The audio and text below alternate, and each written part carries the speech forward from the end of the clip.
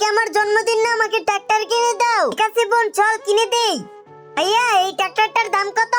এটার দাম 200 টাকা। তোর কাছে টাকা আছে নাকি?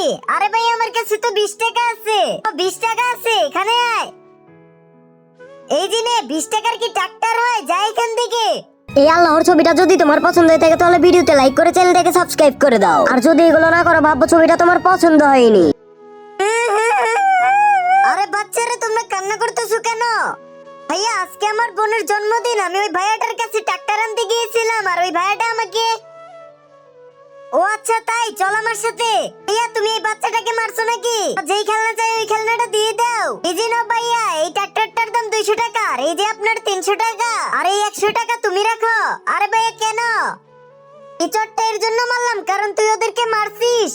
এখন এই 200 টাকা রাখ। আরে ভাইয়া এই 200 টাকা কিসের জন্য?